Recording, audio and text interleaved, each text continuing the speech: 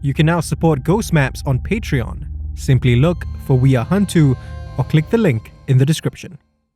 Inspired by an account from Rusman. Ghost Maps, entry 127, Kentridge, Singapore.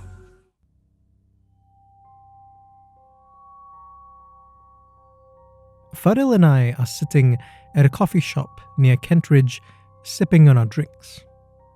We are a 10-minute bus ride away from the hospital where Fadil works as a morgue technician. 2 days ago, he told me a story about a woman in white that he saw during a late-night shift.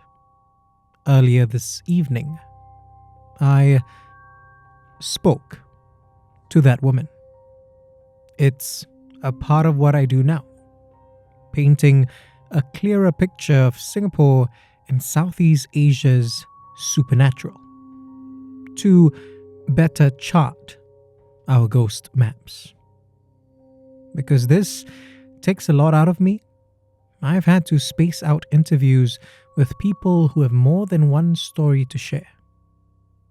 Tonight, Fadil will tell me about another experience he had at the hospital.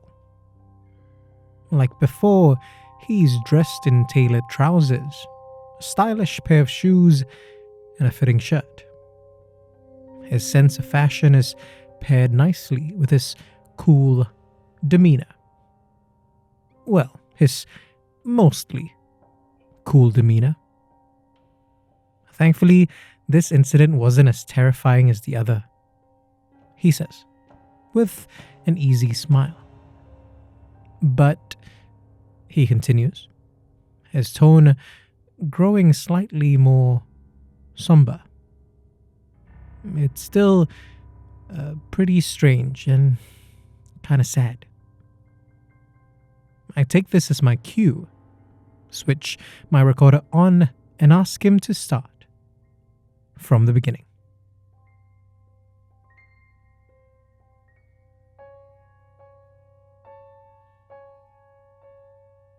Fadil tells me that one of the worst things about his job isn't dealing with the dead, but dealing with the living. I've seen so many families argue and fight, sometimes even physically, he says, shaking his head. These skirmishes could be about anything, from religious rites for the departed loved one to what the deceased should wear for the funeral. In 2022, he had to deal with one such family. He won't tell me their real names, of course. He will tell me, though, that the point of contention was one that's way too common among families here: money. The patriarch had passed away from a heart attack in his early 70s. The man kept active and ate healthy, so his death came as a surprise to his 2 adult children. The suddenness of his passing, however, also meant that there wasn't a will stating what was to be done with his finances. Gathered in the men's single ward were his son and daughter. The son said that as the older of the 2, he was the natural choice to handle the money. But the daughter argued that their father was going to name her as executor of his affairs. He just never put it down in writing. There, in front of Fadil and his colleague Susan, the siblings quarreled. They went at each other for 3 hours straight, he tells me, unable to hide his disgust. During this time, neither made arrangements for burial or wake. Neither wanted to, not till the issue of the deceased money was settled. And they refused to let Fadil and Susan get started on their work until the arrangements were made. Both of them were scared that the morgue technicians would go behind their backs and help the other sibling. Yes, that is as ridiculous as it sounds, he says, letting out an exasperated sigh. Finally, Susan had it. She interrupted Fadil while he was trying to calmly get some kind of consensus from the bickering pair. Sternly, she insisted that someone had to make a decision. "Sir, ma'am," she had said, practically spitting out each word, "we have other bodies to attend to." This last bit was laced so thick with venom that Fadil was taken aback and had to stop himself from grinning. "You got to understand, Susan is this otherwise sweet, unassuming lady in her early 50s, he says, chuckling. The fact that they got her so mad that she all but bit off their heads says it all. The eldest brother sheepishly stepped forward and said that he would make the proper arrangements for the body. His sister, reluctantly and with the bitterest scowl, relented. The brother made a call, then announced that the funeral home was standing by for the death certificate. Susan and Fadil, relieved that the matter seemed to be resolved, tried to wheel the body out. But try as we might, we couldn't move the bed at all, he tells me. He checked to see that the bed's wheels weren't locked or that there wasn't anything obstructing them. Nothing. They then tried lifting the body and transferring it onto a gurney. We couldn't lift him up even a millimeter, Fadil says, sounding more in awe than frightened. And let me remind you, this was a 70-year-old man. Soon, the siblings demanded to know what was going on. As tensions started to rise, though, Susan suddenly went silent and turned to where the body laid. The siblings and I were too busy arguing with each other to notice until I heard Susan say, "I understand," Fadil says. She sounded so far away, like she wasn't in complete control of herself. Susan then walked over to the siblings and whispered something to them. Both their expressions twisted into a mix of shock and offense, but they didn't say anything to Susan or Fadil. Instead, they looked at each other for a beat, then made their way shakily to the hospital lobby. An hour passed before the siblings returned to the ward. In that time, Fadil asked Susan what she had said, but she just shook her head, kept repeating, "I don't know." He suspects that she might not have been completely honest with him, though. Susan's a very religious mum of 3 kids, he says. I didn't think this was something that she wants to acknowledge for fear of the kind of doors it would open. Both siblings looked tired as they approached Fadil and Susan, like they had been up all night.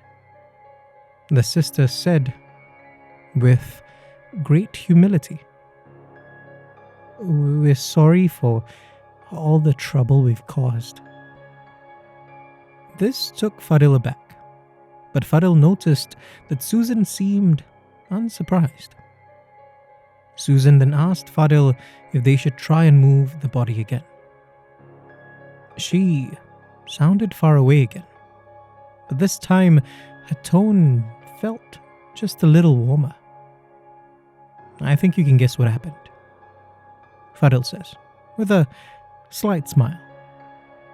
Unprepared for the bed to move with such ease, Susan and Fadil almost tripped over themselves. Everything went off without a hitch. They took the body to the morgue, and the siblings left for home.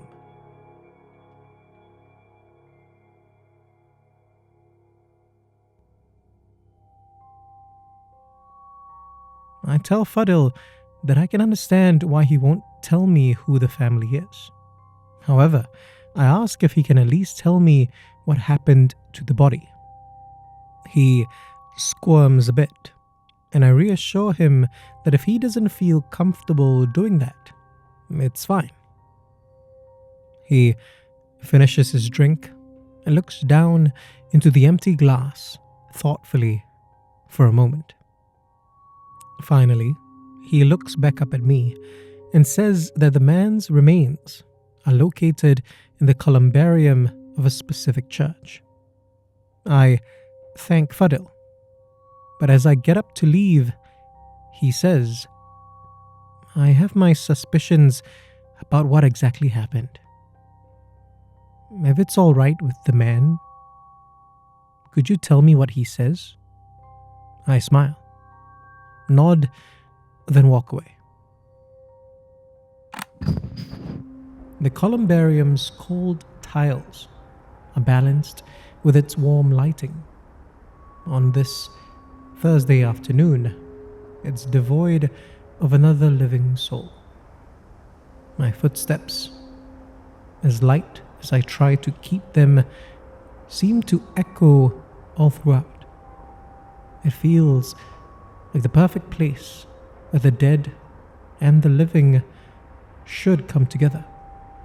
I don't know the man's name, so I say, I'm here to speak with the spirit, then introduce myself and relate Fadil's story. To anyone who might have seen me, it would have looked like I was talking to myself. But then I noticed the warm lights growing dimmer. Only slightly though. Not enough to feel imposing. Susan, the morgue technician. A man's voice comes from somewhere behind me, lost amidst the countless niches. It's a kindly voice, but there's an echo that's unlike the one my own words and footsteps make. It sounds unearthly. I don't turn around. I get the feeling that he doesn't want me to. So I just stand still and listen. She can't see, but she can sense energies. The man continues. She told my children that I was angry with them. The lights grow slightly dimmer. Refusing to move was my way of saying, make nice with each other, or I'll get the bloody feather duster from behind my bedroom door. He sounds like he's smiling. Not a jovial smile, but not a malicious one either. The smile of a father who's managed to discipline his children with nothing more than a stern warning. And that's how they knew it was you, I asked. You made that clear to Susan? The voice doesn't say anything, but I can sense his slight nod. And then he's gone. I don't know whether he can hear me, but nevertheless, I thank the spirit and take my leave. If you want to discover more of Southeast Asia's other side, subscribe now and follow us on social media. You can also be one of our supporters on Patreon. Look for We Are HANTU or click the links in the description. Ghost Maps is a HANTU production created by Kyle Ong and Wayne Ray, with art direction by Jolene Lim, and recorded on Audio Technica mics.